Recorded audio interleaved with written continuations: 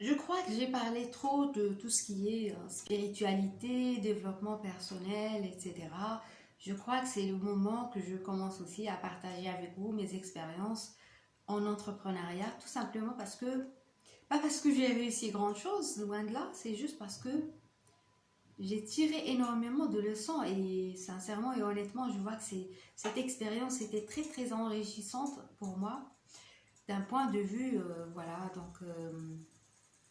au niveau donc, de tout ce qui est gestion de société, entreprise, etc. Et je vois que ce que j'ai appris, c'est vraiment peut vous aider à ne plus faire les mêmes erreurs que moi et à commencer, si vous voulez, peut-être créer une société, etc. La première chose à faire, c'est que si par exemple vous êtes actuellement salarié, moi je vous en parle, mais je suis aussi actuellement salarié. Pourquoi? Parce que il y a beaucoup de personnes qui ne comprennent pas que le salariat, c'est des hauts et des bas. Ce qui fait que il y a des moments où tu peux vraiment t'élever vers le haut, tu peux vraiment réussir. Il y a des moments quand tu tombes très bas et quand tu tombes très bas, ça fait très mal. C'est vraiment, il y a vraiment ces deux extrêmes-là dans l'entrepreneuriat. Parfois, ça part très haut, parfois ça part très bas. Bien évidemment, il y a des personnes qui ont pu avoir cette stabilité-là à titre personnel. Je ne l'ai pas encore. Ce qui fait qu'il y a des moments où je suis très bas, il y a des moments où je m'élève très haut. C'est pour cette raison-là que si toi, tu es salarié maintenant, je ne t'invite pas à quitter ton emploi. Tu peux rester dans le salariat, mais en créant une société à côté. Bien évidemment, avant de créer cette société, là, ça va être très difficile et très compliqué. C'est pas donné à n'importe qui, c'est pas pour tout le monde. Si vraiment tu veux te lancer en entrepreneuriat, crois-moi que c'est quelque chose qui se construit sur le long terme. Et crois-moi que si tu n'as pas les bases, ça va être très difficile et ça va être même traumatisant pour toi.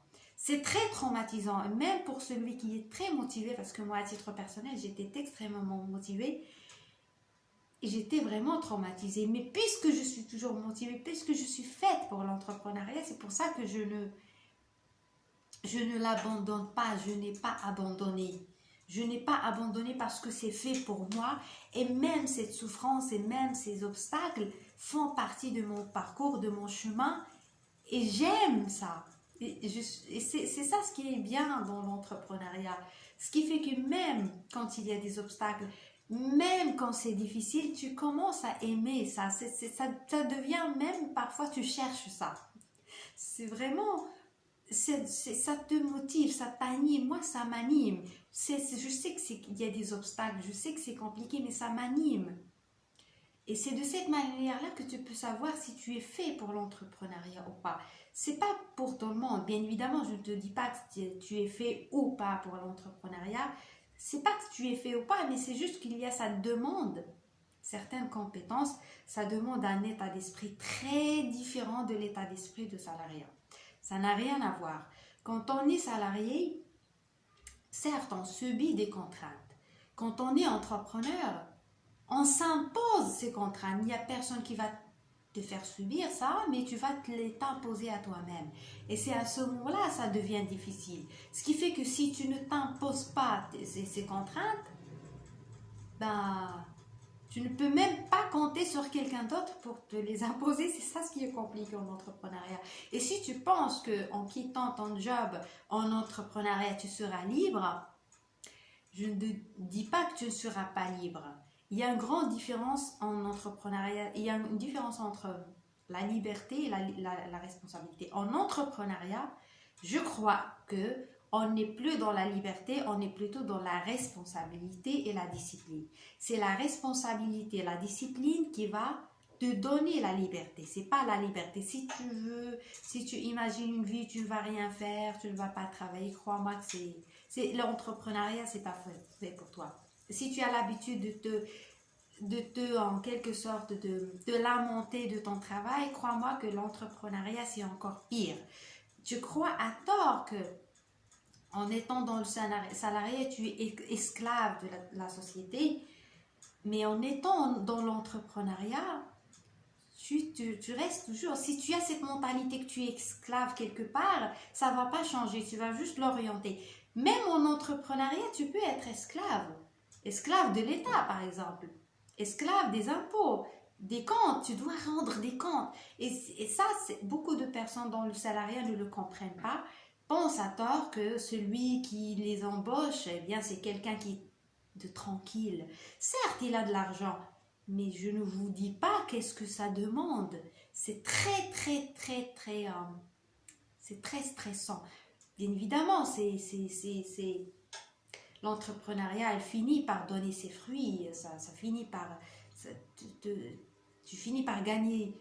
Mais crois-moi que c'est au début, quand tu commences surtout, et même plus tard, c'est une responsabilité. C'est même le simple fait de devoir, devoir déclarer quoi que ce soit, c'est des déclarations trimestrielles, annuelles, c'est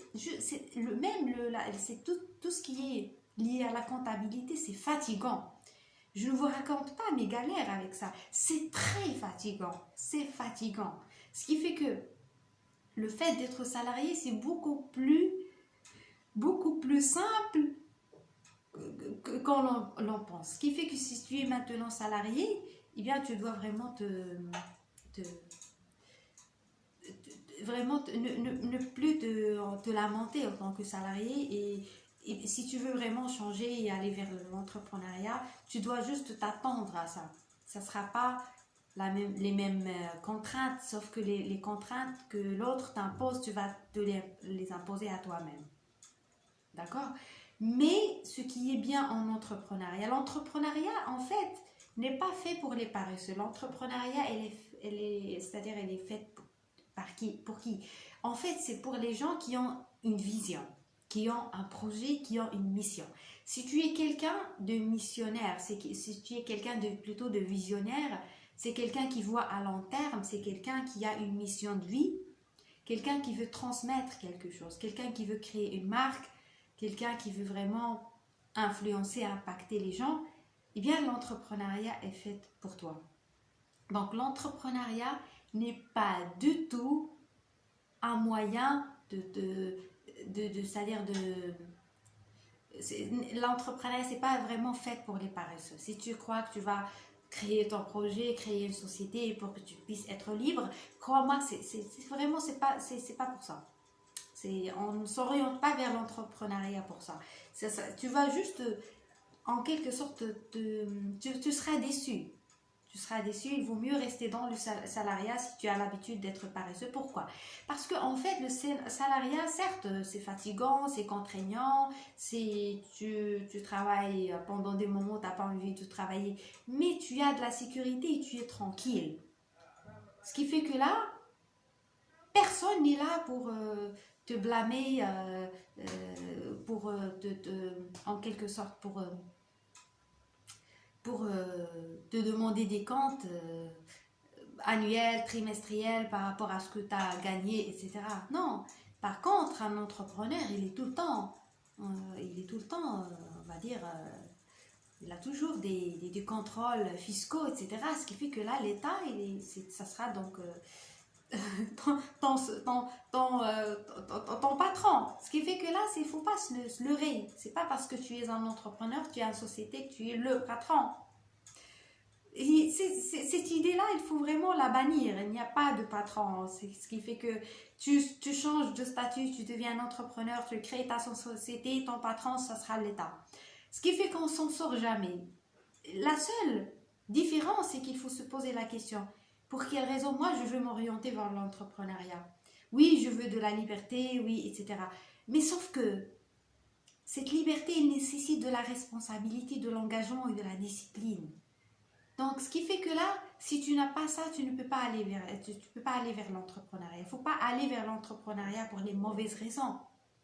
Donc, moi ici, je suis là pour te partager mon expérience parce que là, je continue toujours sur le même chemin. Je suis toujours salariée parce que c'est stable. Mais j'ai de côté une société parce que je me vois entrepreneur, je me vois une personne qui fait des affaires, je me vois autant qu'un entrepreneur. Ce qui fait que ça fait partie de moi, ça fait partie de mon identité. Je le suis profondément, même si c'est difficile, même s'il y a des galères, même si je rencontre des obstacles. Ces obstacles font partie de moi. Je préfère 1000 fois rencontrer ces obstacles-là que de perdre mon temps ailleurs avec, je sais pas, dans des relations toxiques ou dans des projets qui ne m'intéressent pas ou avec des gens inutiles. Ce qui fait que, encore une fois, euh, ce qui va déterminer qui tu es, ce sont tes propres problèmes. Dis-moi quels sont tes problèmes et je te dirai qui tu es. Parce qu'il faut choisir ces problèmes. Quels sont les problèmes que tu as envie d'avoir dans ta vie? Et ça va vraiment déterminer la qualité de ta vie.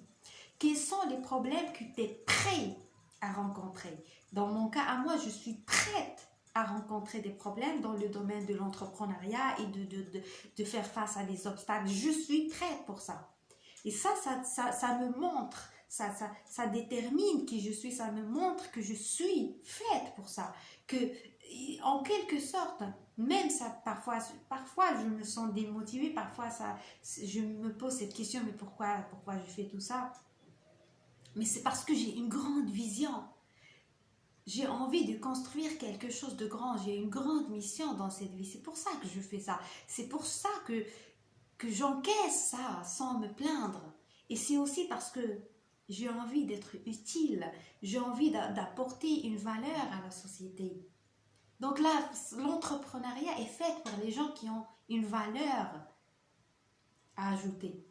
Donc, pour commencer dans le domaine de l'entrepreneuriat, tu peux rester en tant que salarié, créer ta société à part, mais il faut s'attendre à ce qu'il y ait des obstacles. Ce qui fait que là, la première chose que tu vas rencontrer, eh bien, c'est les prestataires défaillants, c'est les gens qui ne font pas leur travail. Et parfois, si tu es quelqu'un de naïf comme moi, quand je l'étais, je ne le suis plus, si tu es quelqu'un de naïf, crois-moi que dans ce domaine-là, il faut être très lucide. Il faut être très, très, très vigilant. Si tu n'es pas vigilant, crois-moi que ça va être fatal pour toi. Tu dois être vigilant. Tu dois être vraiment lucide. Tu dois toujours demander des comptes, demander des preuves. Pourquoi? Il y a des gens qui vont prendre de l'argent pour un service, ils ne vont pas te rendre ce service. Oui, je les ai rencontrés. Tu vas te faire arnaquer. Est-ce que tu veux te faire arnaquer comme moi? Non.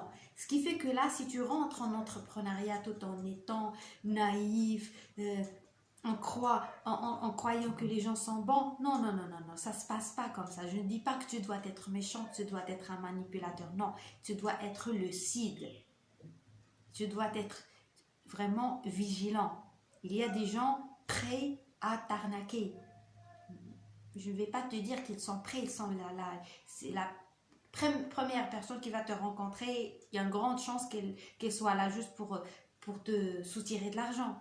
D'accord? Ce qui fait qu'il faut faire très attention à ça. Ça, c'est la première chose. La deuxième chose, c'est que il y a une notion très importante en entrepreneuriat, c'est la prise de risque. Quand je parle de risque, c'est pas pour prendre des risques comme ça, mais un risque calculé. L'entrepreneuriat, c'est un chemin risqué. Tu prends un risque et tu dois être prêt à assumer ce risque. Ce qui fait que quand tu crées ta société, tu t'exposes déjà à l'État, au fisc, voilà, ce qui fait que tu t'exposes. Donc, c'est déjà une prise de risque. Si tu n'es pas à l'aise avec la prise de risque, encore une fois, il faut calculer ce risque. Pas se jeter comme ça, mais quand même, on calcule le risque, mais quand même, ça reste de risque. Donc, la prise de risque est très importante. Mais quand je parle de risque, encore une fois, c'est pas le risque tel qu'on le conçoit. Il faut prendre des risques, il faut risquer, il faut être courageux. Non, mais il faut calculer le risque. Ce qui fait que là, le risque que tu vas prendre peut-être dans le domaine entrepreneurial, tu ne le prendras pas dans ta vie, dans d'autres domaines.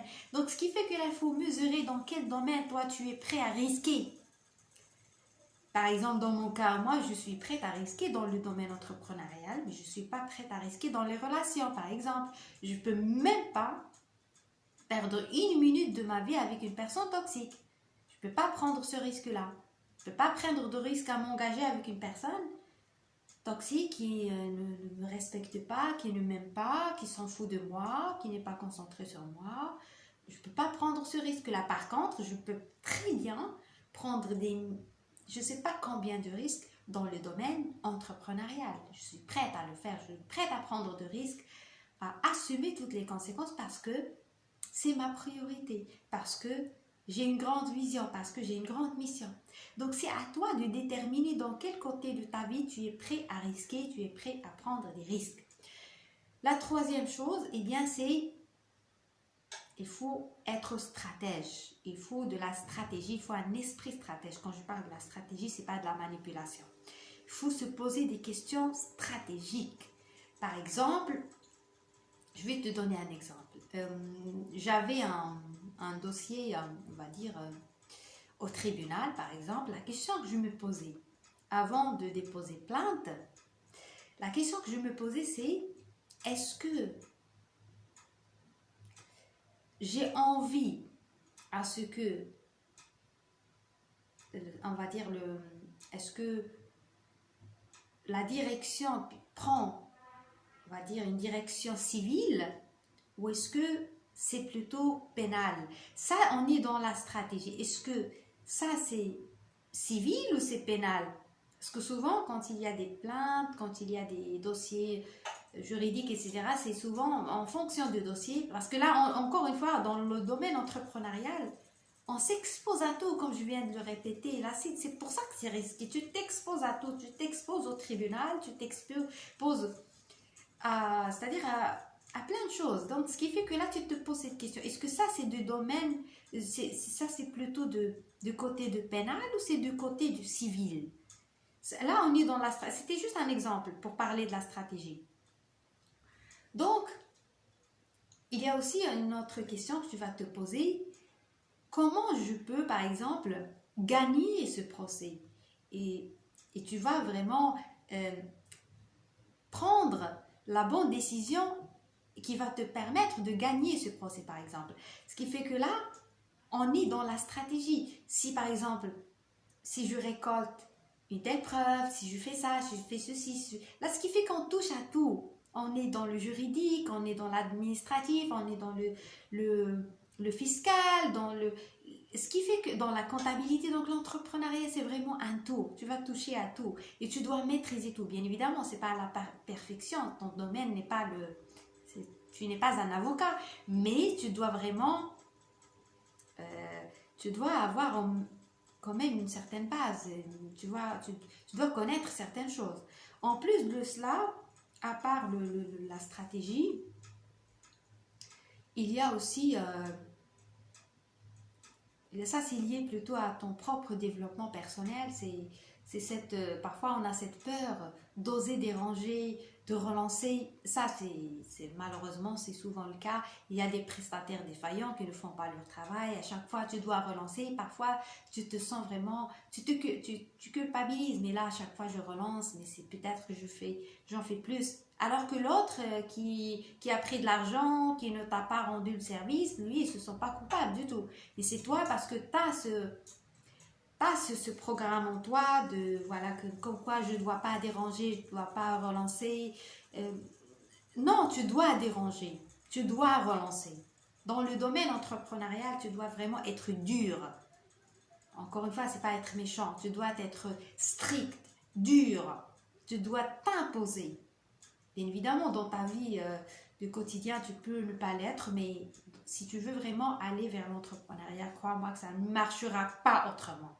Ça ne marchera pas autrement. Il n'y a que cette attitude qui marche.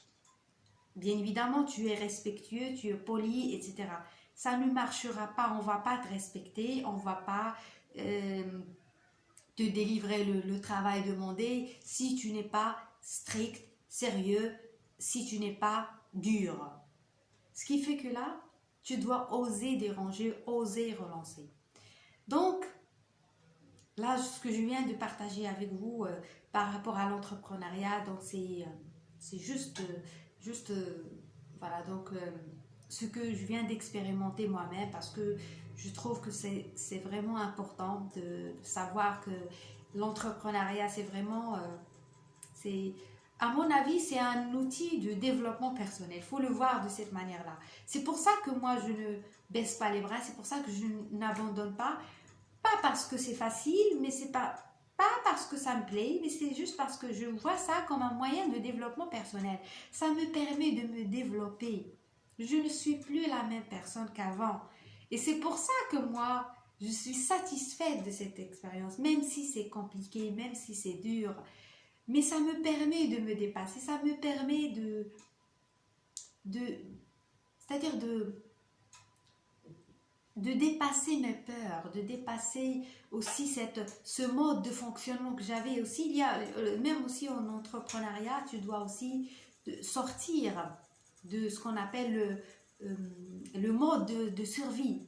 Parce que si tu es en mode de survie, eh bien, crois-moi que tu auras toujours des blocages, des obstacles. C'est exactement ce qui m'est arrivé.